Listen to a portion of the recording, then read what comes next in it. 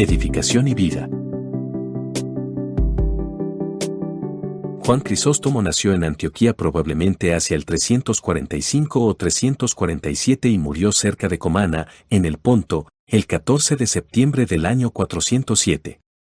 Su vida hasta el año 398.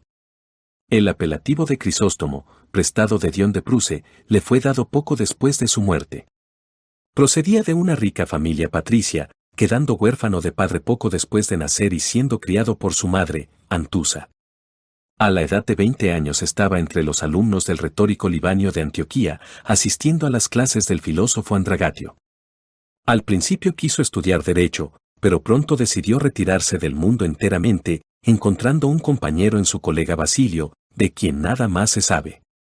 Se aplicó al estudio de las Escrituras y se preparó para el bautismo, que recibió 3 años más tarde de Melesio, obispo de Antioquía hacia el año 368 y ciertamente antes del 370, en el que Melesio dejó Antioquía. Tras bautizarse fue ordenado inmediatamente como lector. Sus maestros en ese periodo eran Diodoro de Tarso y un cierto Carterios, de quien nada más se sabe. Sus amigos eran Máximo, que después sería obispo de Seleucia, y Teodoro, obispo de Mopsuestia. Él mismo nos habla de lo estricto de su vida ascética que llevaba a cabo en la casa de su madre. Declinando un obispado hacia el año 373, se retiró 1 año o 2 después de la muerte de su madre a una montaña solitaria cerca de Antioquía, donde pasó 4 años en ejercicios ascéticos con un viejo monje sirio y 2 más en una cueva, hasta que necesitó tratamiento médico que le hizo volver a Antioquía en el año 380. Probablemente a principios del año siguiente fue ordenado diácono por Melesio y sacerdote por su sucesor Flaviano, al comienzo del año 386.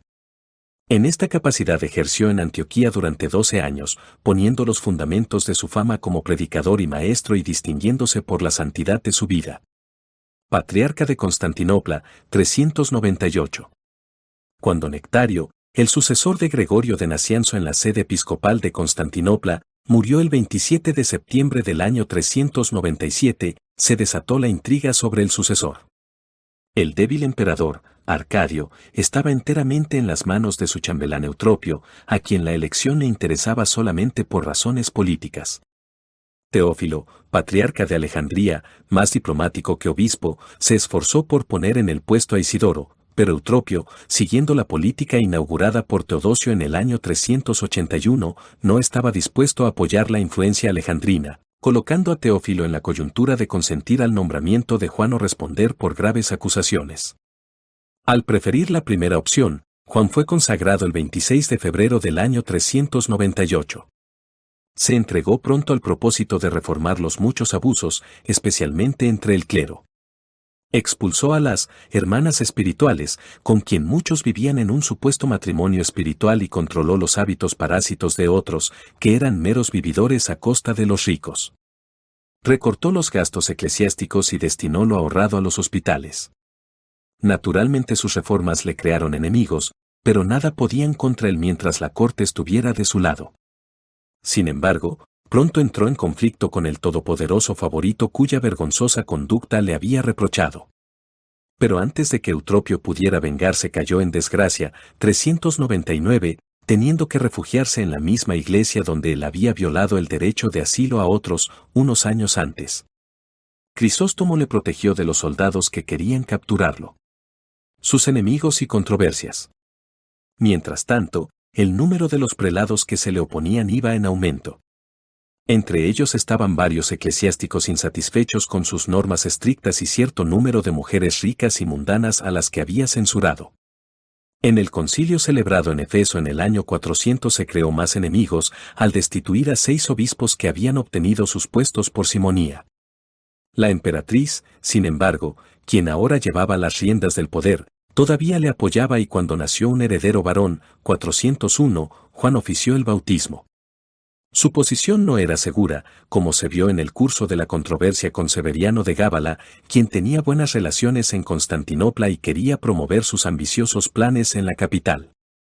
Crisóstomo le prohibió predicar, sometiéndose y retirándose Severiano a Calcedonia, pero Eudoxia obligó a Crisóstomo a llamarle. Un enemigo más peligroso era Teófilo de Alejandría, que en ninguna manera había abandonado sus deseos de engrandecimiento de su sede. Para ello encontró un nuevo motivo para sostener que el patriarcado de Constantinopla pertenecía a su jurisdicción patriarcal.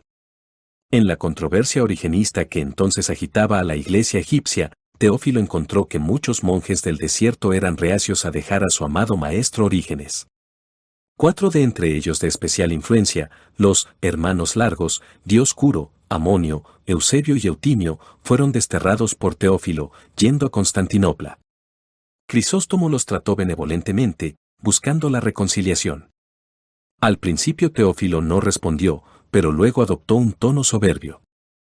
Cuando Eudoxia se puso del lado de los monjes, desplegó todas sus energías para destruirlos y también a Crisóstomo, a quien él veía detrás de ellos.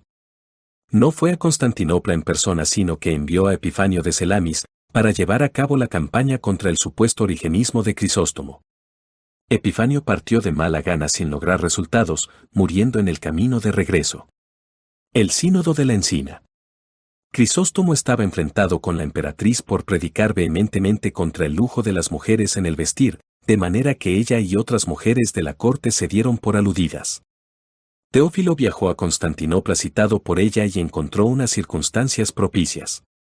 Congregó a todos los obispos que pudo en una iglesia en un suburbio de Calcedonia, en la finca imperial denominada La Encina, de ahí que el nombre latino se conozca como Synodus ad Cubercum, en el otoño del 403. Había 36 presentes, de los cuales 29 eran de Egipto. Focio, quien ha preservado una parte de sus procedimientos, dice que eran 45, pero tal vez algunos firmaron después.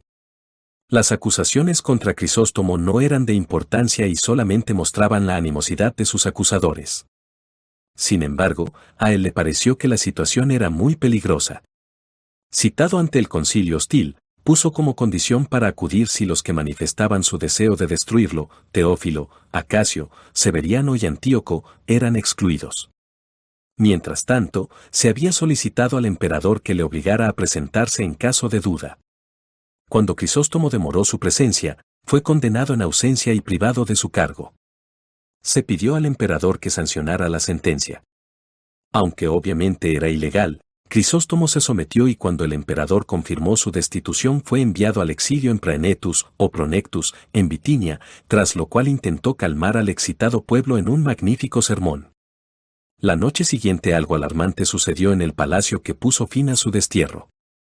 Teodoreto habla de un terremoto, pero ni Sócrates ni Sosomeno lo mencionan. El pueblo también estaba revuelto, de manera que Teófilo se dio prisa en partir y días más tarde un mensajero imperial fue enviado para llamar a Crisóstomo. Crisóstomo desterrado. Sin embargo, la paz no iba a ser de mucha duración.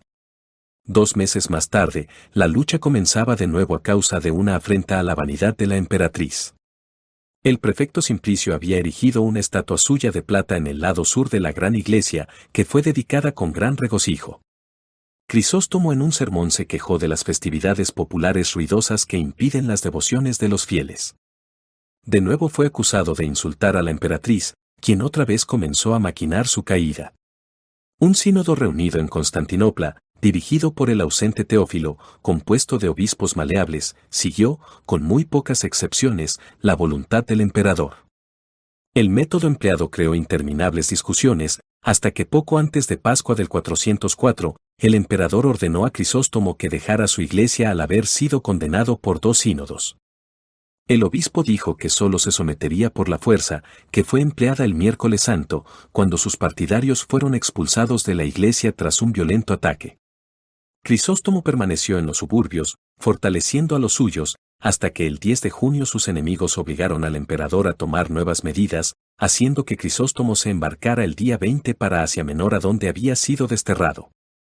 Esa noche un fuego prendió en la catedral, de lo cual sus seguidores fueron acusados y por lo que fueron severamente reprimidos. Un débil anciano, de nombre Arsacio, hermano del predecesor de Crisóstomo, fue puesto en su lugar el día 26. Pero mientras Crisóstomo iba en camino a Cúcuso en Armenia, sus amigos no se quedaron pasivos. 4 obispos fueron a Roma con una carta suya para interceder ante Inocencio I en su favor. Las actas del primer sínodo que le había condenado fueron enviadas poco después por la parte opositora, lo que le convenció de que la condena era ilegal. Inocencio escribió a Teófilo de que el asunto debería ser tratado en un concilio general y exhortó a Crisóstomo y sus seguidores a ser firmes.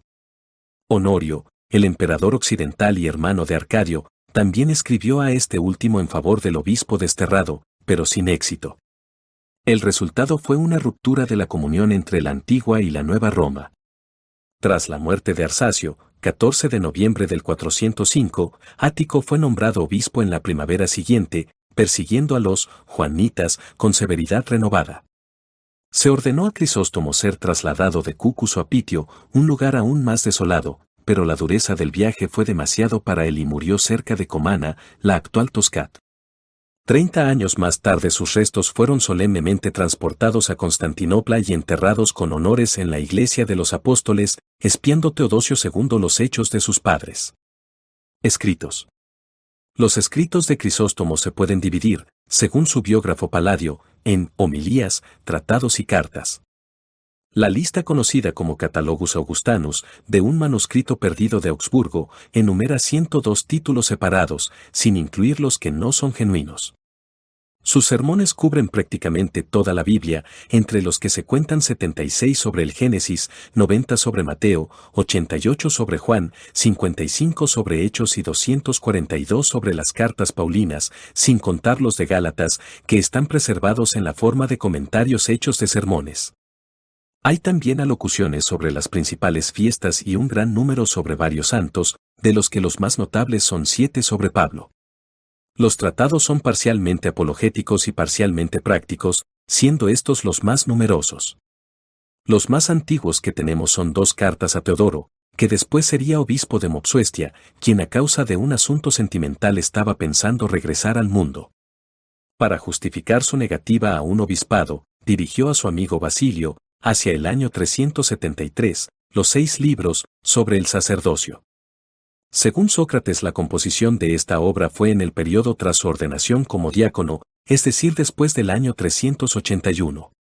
A este periodo probablemente pertenecen también 2 libros, sobre la penitencia, y los 3 contra los enemigos de la vida monástica. La superioridad del celibato la trata en una obra sobre la virginidad escrita hacia el 382, pequeñas obras del mismo periodo, a una joven viuda y contra un segundo matrimonio. Con ellas pueden clasificarse 2 cartas pastorales de sus primeros días en Constantinopla, dirigidas contra los abusos del clero ya mencionados. Sus cartas, que se cuentan en 245 en número, son casi todas del periodo del segundo exilio, dando un interesante resumen de su vida y trabajos. La liturgia que lleva su nombre no es suya, como tampoco lo es la obra incompleta sobre Mateo, de 54 sermones, compuesta por un arriano hacia finales del siglo VI. Su importancia y doctrina. La importancia de Crisóstomo no yace en el dominio de la teología, en la que tuvo poca influencia sobre su desarrollo. Fue eminentemente un hombre práctico, dejando huella por la enseñanza práctica. Como discípulo de la escuela de Antioquía mostró a lo largo de toda su vida la característica de esa escuela. El alumno de Diodoro de Tarso es fácilmente reconocible en su sobria exégesis, ocupado en determinar el sentido literal de su texto. Constantemente preocupado por las necesidades de su rebaño, no llevó los principios exegéticos de esa escuela hasta extremos como los encontrados en los comentarios de Teodoro de Mopsuestia, siendo más bien un maestro en el arte de extraer verdades prácticas para el día a día de la escritura. Por eso sus sermones sobrepasan a los de Orígenes en valor práctico, aunque son inferiores en penetración especulativa. La suya no era una mente sistemática, dejando el desarrollo lógico del dogma a otros. Allí donde la Iglesia se había pronunciado, la cuestión estaba cerrada para él. Se puso del lado de la teología nicena, estando presto a defenderla ante sus atacantes. Para entender esta postura hay que captar las dificultades en las que fueron puestos los maestros de la Iglesia de Antioquía, teniendo que contender no solo contra paganos y judíos sino también contra sectas cristianas de toda índole, como novacianos, arrianos, maniqueos, gnósticos y muchos otros. En su antropología y soteriología Crisóstomo representa fielmente la enseñanza de Diodoro. El hombre, consistente de cuerpo y alma, está dispuesto hacia el bien y hacia el mal, no habiendo lugar para el dualismo maniqueo. Para el desarrollo del primer hombre, creado perfecto e inmortal por Dios, la posesión del libre albedrío fue fatal. No sabiendo usar su libertad, el hombre se rebeló contra Dios, atrayendo sobre sí mismo la corrupción de la mortalidad, propagándose el pecado desde nuestros primeros padres a toda la raza, lo que no le impide contradecir que el pecado sea parte integral de nuestra naturaleza. Como consecuencia del pecado siguió la muerte. Desde esta posición el hombre obtiene el bien por medio de su libre albedrío, al cual se vuelve desde el mal, pero esto solo es posible por la gracia divina. Sin embargo, esta operación de gracia no obstaculiza nuestro libre albedrío, nuestra propia decisión viene primero y luego Dios comienza a hacer su parte. Que Oriente tomara poco interés en la controversia sobre la gracia se debe en gran medida a la posición asumida por la escuela de Antioquía y especialmente por Crisóstomo. Su inclinación ascética se muestra no solo en sus primeros escritos, sino en muchos pasajes de sus sermones. Su doctrina eucarística es especialmente notoria. Afirma enfáticamente la identidad del pan y del vino con el cuerpo y sangre de Cristo, yendo tan lejos como para afirmar que Cristo bebió su propia sangre en la institución. El cambio se produce por las palabras de la institución repetidas por el sacerdote, siendo su operación análoga a las palabras de la creación dichas por Dios. La consecuencia de esta idea sobre la concepción de su oficio es obvia, siendo su influencia importante sobre las generaciones venideras en este punto. Hay que añadir que nunca tuvo la oportunidad de desarrollar sus pensamientos más cuidadosamente, los pronunció en sermones de los cuales solo una pequeña parte eran preparados de antemano, no recibiendo tal vez revisión completa tras haber sido escritos. Lo que hacía su predicación tan poderosa era no solo la fuerza retórica innata que indudablemente poseía, sino también su habilidad para iluminar las preguntas de la vida diaria desde las Escrituras, guiando a los hombres en su paso por el mundo. Él podía atreverse a predicar a su manera y no como los escribas. Valientemente reprendió al rico, hasta tal extremo que fue culpado por ello, y no tuvo temor de desagradar a los poderosos, no reprimiéndose de declarar la verdad de Dios. El siguiente es un pasaje que ilustra su manera de tratar un vicio. Nada hay más cruel, nada más infame, que la usura, tan común entre los hombres. El usurero trafica con la desgracia de los demás, se enriquece con su pobreza, y después demanda su usura como si ellos le debieran una gran obligación. Es desalmado con su deudor, pero tiene temor de aparecer como tal, cuando pretende tener la mejor inclinación por complacer a alguno, más lo aplasta y más lo reduce hasta el extremo de sus posibilidades. Le ofrece una mano y con la otra lo empuja hacia el precipicio. Ofrece ayudar a los náufragos, y en vez de guiarlos hacia puerto seguro timonea el barco hasta que lo embica contra los arrecifes y las rocas. ¿Dónde está vuestro tesoro? Allí está vuestro corazón, dice nuestro Señor. Puede que hayáis evitado muchos males provenientes de la avaricia, pero si guardáis algún apego a este vicio odioso, de poco os servirá, porque todavía seréis esclavos por muy libres que os imaginéis, y os precipitaréis desde la altura del cielo a ese lugar donde vuestro oro está escondido, y vuestros pensamientos todavía volverán a detenerse complacientemente en el dinero, las ganancias, la usura y el comercio deshonesto. ¿Qué puede haber peor que este estado miserable? No hay tiranía más triste que la del hombre que se deja subyugar por ese déspota furioso, que destruye todo lo bueno que hay en él, es decir, la nobleza de su alma. En tanto tengáis un corazón miserablemente apegado a las ganancias y a las riquezas, todo lo que se os pueda decir en cuanto a la verdad, todo consejo que se os pueda dar para proporcionaros salvación, todo será inútil. La avaricia es un mal incurable, un fuego que siempre arde, una tiranía que se extiende a diestra y siniestra, porque, quien en esta vida es esclavo del dinero, se carga con cadenas y su destino es cargar con cadenas más pesadas aún, en la vida que ha de venir. Bibliografía. Tomado de página web iglesiapueblonuevo.es. Biografías. Edificación y vida. A todos muchas gracias y hasta nuestro próximo capítulo.